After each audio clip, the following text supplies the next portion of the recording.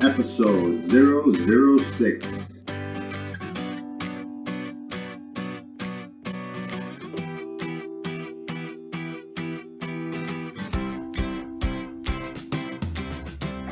Welcome to SocTalks.com, where inspiring authors, speakers, and masterminds share their stories with you.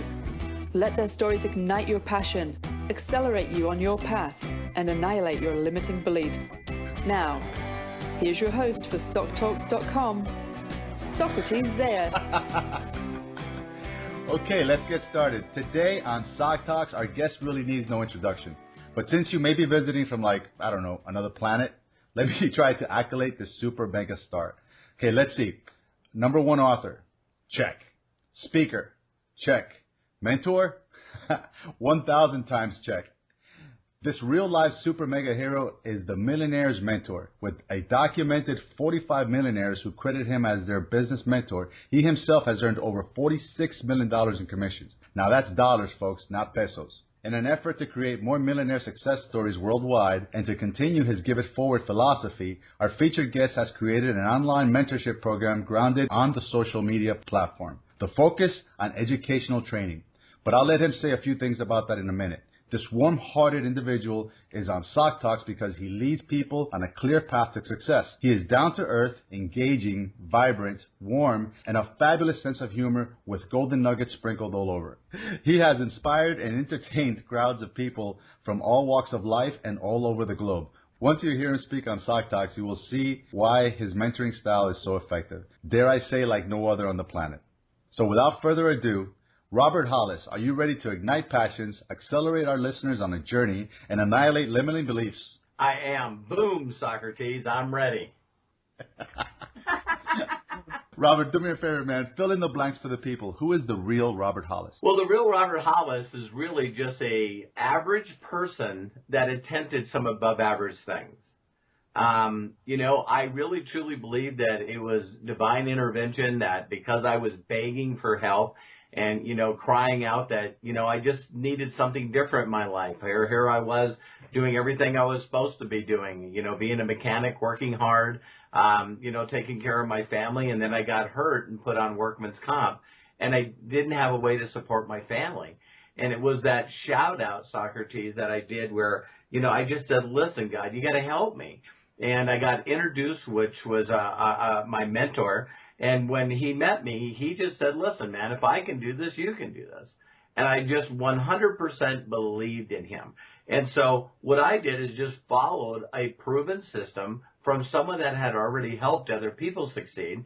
And I just believed if they did it, I can do it. So I tell everyone, Socrates, is that the number one thing that you have to, a lot of people have a lot, and I mean a lot, of objections they need to overcome. But if they can overcome the one, and that is, I believe I can do this. Because if you believe that you can do it, you'll do it. And you'll get results, and the rest is history. Absolutely. Tell me a little bit about that foundation that you started, that movement, that mission that you got going on. Well, I went right away because of social media. I just knew that there were people that took the time to feed into me, to get me to get inspired, to believe that I could do this too. And so my whole movement was really then, listen, if God steered me in the right direction and got me to the right people, then I promised I would make sure the rest of my life to make sure to get this to as many people as I can as fast as I can. Because I know that once people have wisdom, you know what I mean?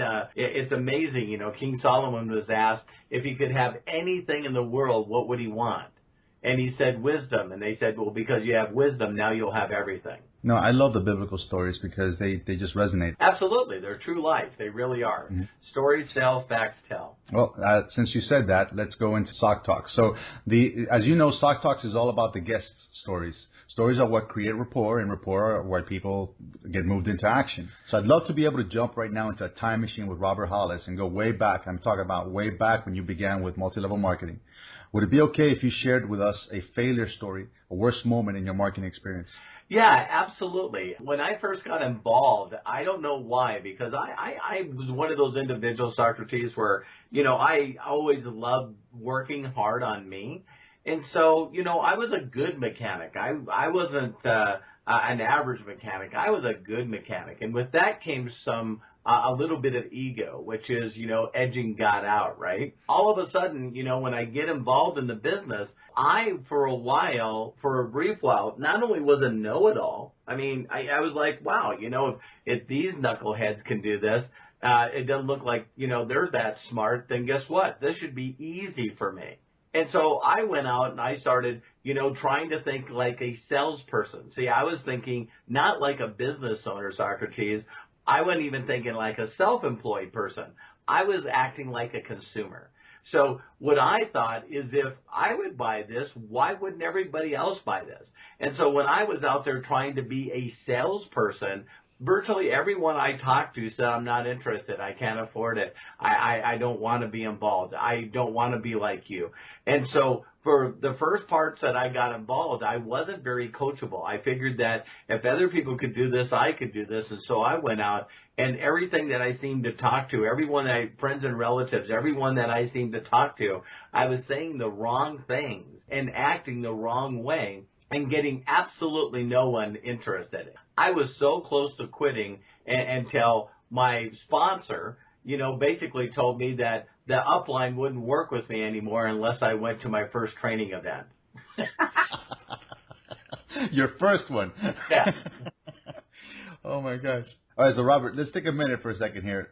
There's a lesson in there, I'm sure. Let's pull that out and share that with the listeners so they can walk away with what to avoid here. Well, one of the things is that I don't care how successful you've been in the past at anything. You got to learn how to do this business correctly. And I think that the worst thing that you can do is assume what Socrates does. Assume what I do. Assume what the other people do. So a lot of people will say, well, listen, you know what? They thought I went door to door. They thought that I did all these crazy things that I didn't do. Once I learned from a successful person that was documented and teaching others, then I started doing things the right way. And when I did it the right way, and I was coachable, and I even followed word for word exactly the way he told me to pique interest, to get excited, to invite people, to promote, to edify. And when I learned all those things and got me out of the way, all of a sudden magic happened. Now, let me ask you a question. Now, even though you're like this super master Jedi mentor guy, you still reach out for mentorship. Always. Correct? Always. I easily spend over $100,000 a year on going out and still working on myself as far as personal mentorship. Or my listeners know that recently you were actually in Florida visiting Ray Higdon, which, by the way, will be on the show here soon. Absolutely. Absolutely. The one thing that I figured out really quickly from Ray is his ability to be able to generate people that know, like, and trust him by giving free content. I don't know too many people that can out-content Ray and Jessica Higdon. And so you look at what they've created, and, they'll probably go over $4 million in earnings this year. And so my deal is, man, if someone is creating a way to impact more people, inspire more people, help more people get out of being coin operated, which, is the mentality and the concept that the only way I'll do something is if you pay me first, and then I'll do just as little as humanly possible to not get fired. So you got to get out of that mentality to have the greatest things in life. That's awesome. That's a great share. Now, Robert, just like we did with the worst moment, can you tell us that one aha moment, the one that's going to resonate with the SocTalk listeners? Oh. Can you tell us that story? Yeah, absolutely. And it's pretty recent. It's been within a year. We were at an event, and my son, Robert Hollis Jr., he's 33 now, and he was walking across stage at an event getting a very prestigious top earner and top producer award. And a day prior to that, he had my first grandson, which is Ryder. And so what we did is we instructed, when my son went up there, to put a picture of his newborn son, which is my grandson, up behind him while he was getting presented with his award, and sharing with people that, if he could do it, they could do it. And I was already emotional being a grandparent for the first time, but to see my son getting accoladed and getting these awards while there was a picture of my grandson behind him, wow. It's like, wow. Just amazing. And a recent one, too, is my other son, Matthew Hollis. Just recently, because of his hard work and effort, he actually for last month outproduced his older brother. So he's 23 years of age, and he's recently married to his beautiful bride Hannah, and those two working together was able to outproduce my 33-year-old son. So I not only love mentoring people, but I tell people, if I can mentor my children to be extremely successful and make over six figures, my oldest son now has made over a million in commissions. So I love mentoring and teaching people. That's amazing. First of all, congratulations on Ryder. Thank you. And I'm not there yet. I still have a few years. I hope my oldest son is 26. My following son is 23. Again, I have a 16-year-old and then two little girls, 9 and 7. So yeah, I always heard from grandparents all the time that it's a whole different love and a whole different experience. And I'm telling you what, I no longer will make fun with people with grandparent stickers or Facebook posts. I get it. Well, I love the story that you painted I actually was there in the audience. I was actually sitting behind you, and I could see you looking up on stage and your son up there, and then the picture behind that. What an amazing picture you painted. Oh, yeah, it's things like that. I think when you really are doing the right things and you're helping people, it's like you just move from miracle to miracle to miracle. It's such an incredible blessing. I'm just living the dream. It's amazing. Well, let's talk about that aha moment that you had. What would you tell the listener right now, okay, that they can take from that story that will ignite their passions, accelerate them on a path, and annihilate a fear? Well, the one thing that I think that everyone really needs to get is that people have already knocked down the path before you. So I think it's human nature, Socrates, for us to feel like we got to put our own identity. We're each, unique individuals. There's no one like us before this. There's never going to be one like us after this. And I just think that when we get involved, there's this need to be unique instead of following for a while. And I know that my sons both struggled when they figured that they thought they had it.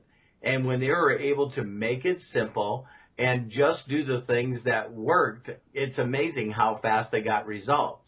And so what I would say to all your listeners is if you're struggling and things haven't been working yet, you haven't, really gotten the results that you want, you're not attracting the right people, then you got to reach out to someone like Socrates that will, share with you the path that he took to really, really get your mindset, your heart space, your spirit space in the right place to understand that you're an entrepreneur and not someone that's just trying to get by being a salesperson. Boom. Absolutely. That was a great boom there. Listen, man, we're into the SocTalks Showdown. Now, this is where I shoot some questions at you, right? They're random questions. Okay. And you shoot back the first thing that pops in your mind. Okay. But first, Master Jedi Robert Hollis can be found on YouTube, Instagram, Twitter, Periscope at Robert Hollis, and Facebook at Robert Hollis Sr. / grandfather. No, just kidding. Yeah, if they Google me, they definitely will find me. First question. Are you ready? I'm ready. Okay. Best advice you ever received? Seek a mentor. What do you do the first 80 minutes of your day? Pray. What's your biggest strength? My love for people. What's your biggest weakness? Organization. I suffer with that one too. Now, Ray Higdon, that's his superpower. Yes, that's his super strength. That's his superpower. He pulls his shirt back and he's got an O tattooed on his chest. Organization man. I use him as a mentor for that all the time. I'm like, I have to be. I go. Say that. He's good. WWRD, right? What would Ray do in this moment? Okay, so this is the fifth one. Okay, so you wake up in an alternate universe. Everything that you had is gone. You look down and inside your wallet you have $500 cash. Okay, you have a smartphone in your front pocket. It's one of these modern ones, it looks like a mini laptop or so.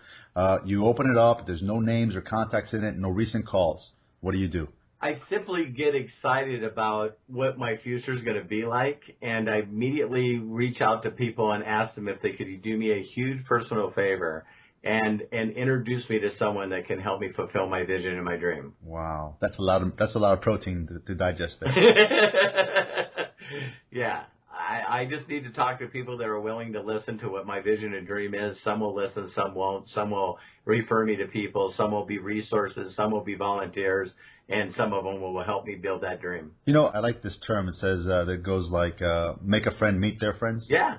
How do you feel about that? It's the key to my success. I think if people really, really knew that the most successful people in my profession are people that actually found someone and got them excited to introduce their top people to them, that introduced their top people to them, that introduced their top people to them. So when you really look at the most successful people in this profession, they really only have 2 to 4 producing lines, and the producers are usually not front level. Absolutely. I just recently read that in a book that I just saw, and it was an aha moment for me as well.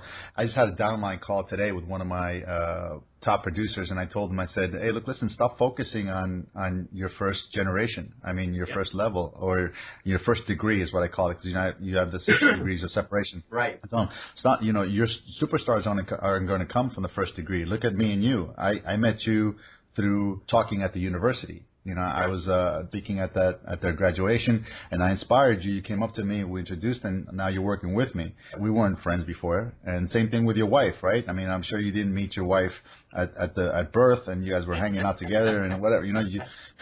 Well, I think a neat example is you and I. There's not a doubt in my mind that you reached out because of some kind of thing I did with somebody else. Absolutely, actually 2 people. I first saw you with Eric Worre.